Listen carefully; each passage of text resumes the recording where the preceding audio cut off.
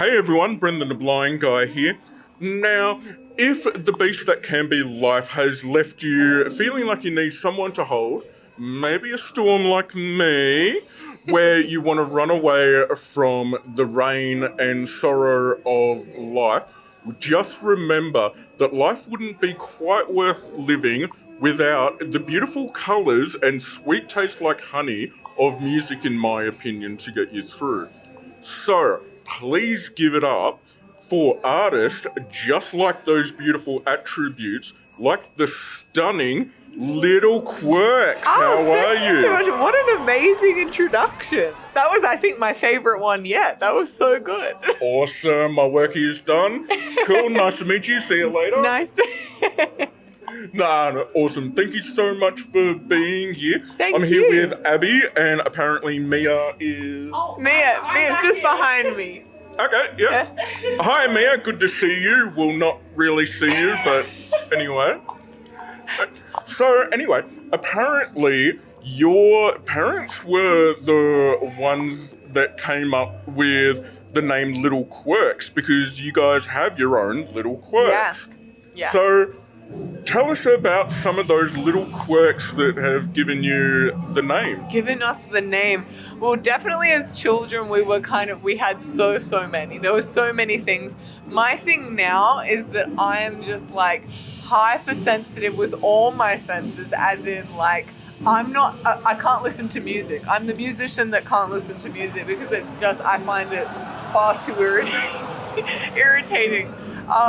But I'm a sleepwalker, and yes, Mia sleepwalks, she sleep talks, she sleep screams. I shared a room with her for most of my life, and it was a scary time. Oh, wow. That's intense. Yeah, we're also extremely superstitious people. So there's like, it's always like, we used to cover our walls with salt so that, things didn't get in. We were riddled with quirks. Yeah. Still are. I'm very quirky too, so cool. Mm-hmm. Maybe I could join the band. You should. Yeah. We've got room for more, of course. Oh, awesome. I played a piano and There you go. Cool. Okay, well, for now, before we do auditions and everything, so you guys just recently released your 5th EP, The Beast. Yes. And so that's 5 EPs since 2016. Yeah. So along the way, how do you guys kind of approach your songwriting, both lyrically and musically, and how has it kind of evolved and adapted over the EPs over the years? Yeah, that's a good question. Well, when we kind of started writing, it was very, very experimental because we hadn't ever touched that. We've been around music our whole lives. We were born into a musical family, but we hadn't really tapped into writing yet. So early on, it was very much just trying things out. And I think as time went on, particularly for me, I fell in love with songwriting. It ended up being my therapy, and like a lot of musicians, it was just something that I get immersed in, and time, goes super fast anytime I pick up a guitar and write. So for Little Quirks, it's definitely evolved from a very folky sound to adding in some, pop and rock and even some modern sounds in the recent EP. So it's evolved a lot genre-wise. But as a songwriter, I feel like I've learnt so much, particularly in the last couple years. Yeah. Okay, so what are some of the experiences that are reflected in the tracks?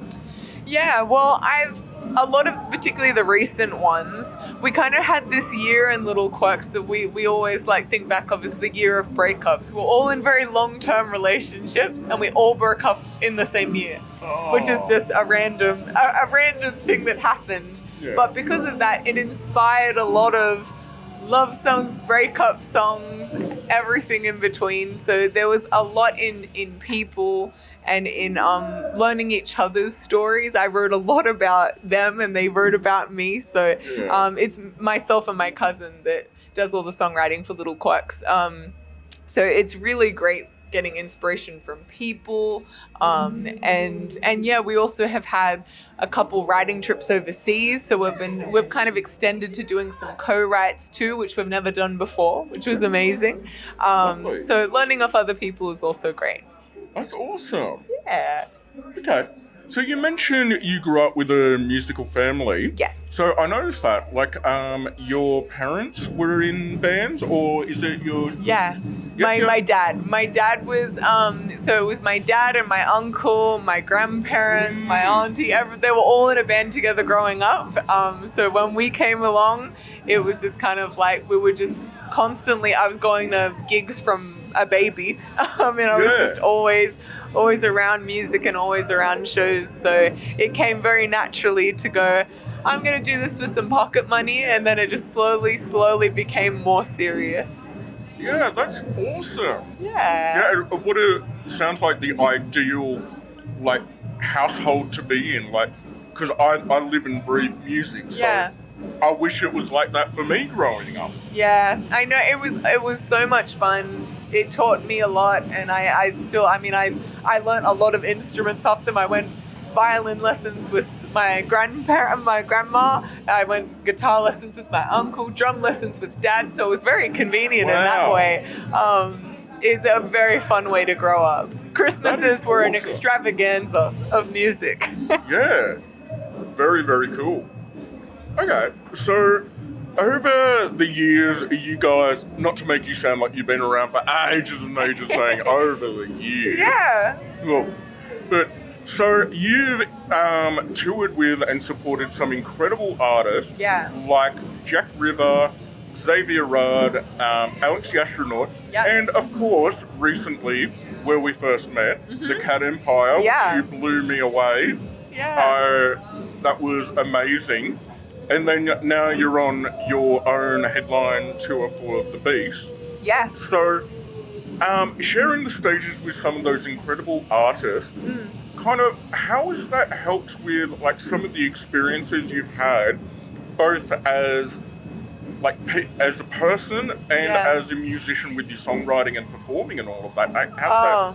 In so many ways. You learn so much when you get to do these supports. I mean, the Cat Empire recently, I feel like we learned so much musically and so much personally. They are the most wonderful, lovely people, and they love what they do in music, and it was so inspiring to be around them and their songwriting and how passionate they are about everything. So you learn so much from being around other musicians. The Teskey brothers, we learned so much from. All these musicians, they really do inspire songs, they inspire stories, and yeah, love would work with any one of them over and over again. So how do you reckon has your music kind of evolved because of, like, you know, supporting the artists and going, oh, I really love the way they do this. So have you kind of went, oh, I'm going to take them on board for my songwriting or performing or whatever? Absolutely. I've done that many times. There's lots of times that I'm like, oh, this is what I love. It's like Cat Empire recently. It was like the chants that they bring into their songs and how hooky they are. It was like we all left going, oh, we've got to get more of that in our set. They do great crowd involvement. They're just exciting. They're so exciting and energetic live that, we've learned and incorporated a lot of that into our show. Very nice. Yeah. Very, very nice. Yeah. Yeah. Okay, cool. So, and please tell me you're going to play that incredible cover of Jolene again tonight. We actually are. That is in the set tonight. We're really excited to play that one.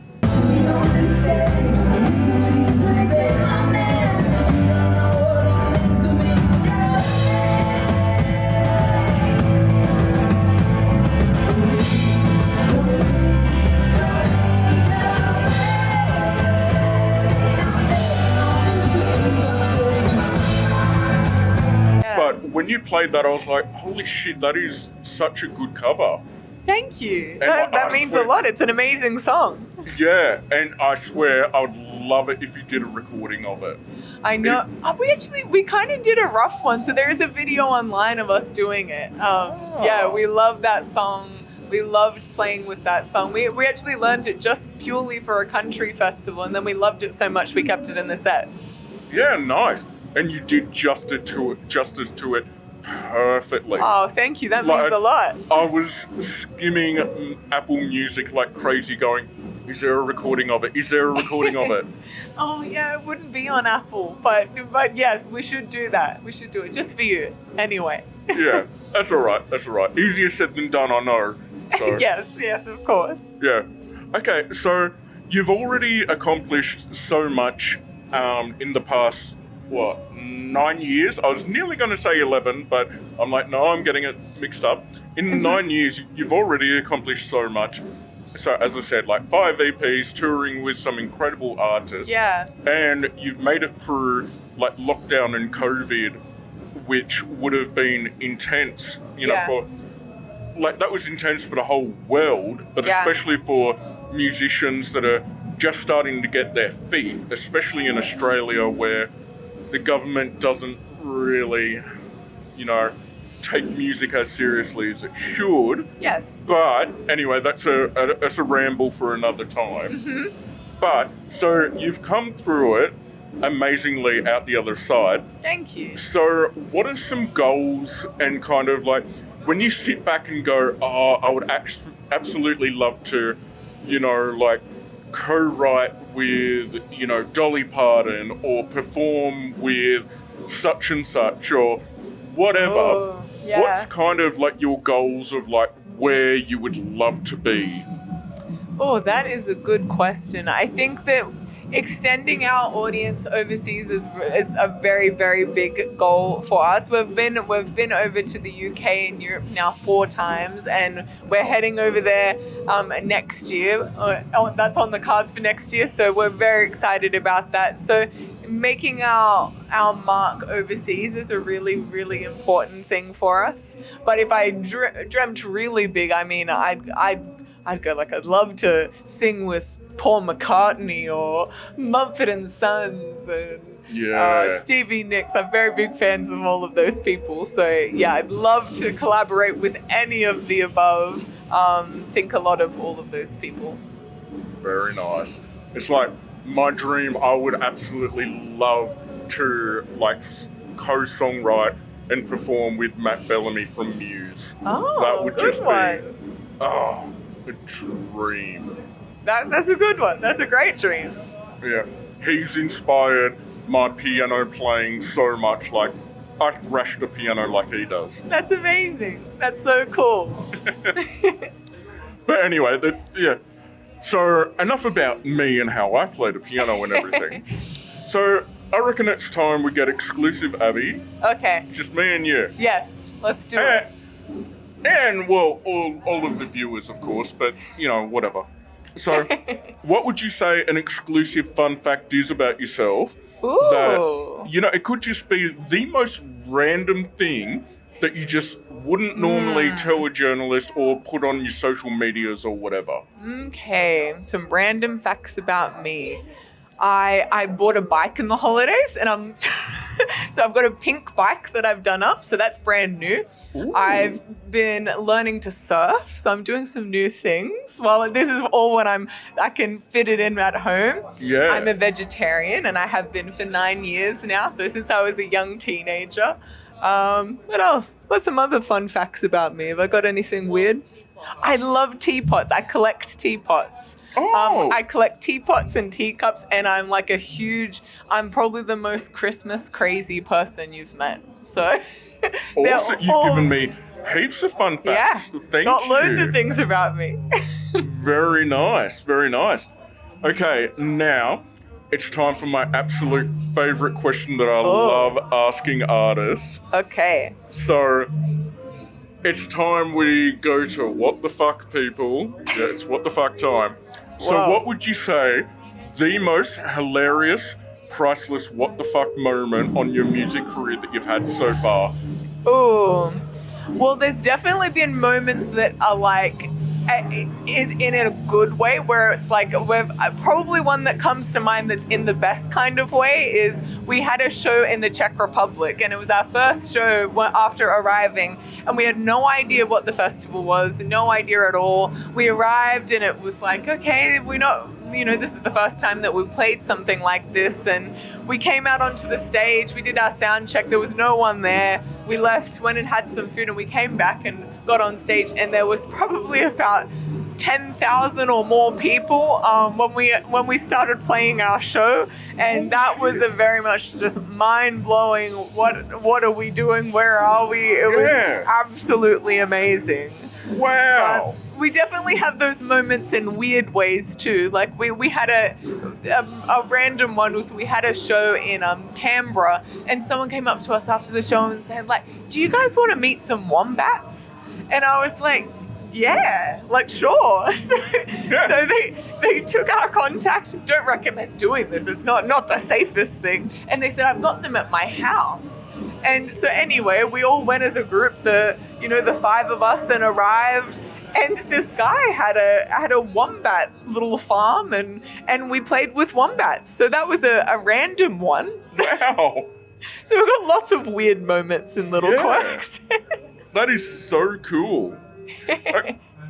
Well, it has been an absolute pleasure, and I can't wait to catch you out on stage tonight. Thank you. I will be up the front. Good. So, yep, absolutely can't wait. Thank you so much, Abby. No, thank you so much. I appreciate it very much.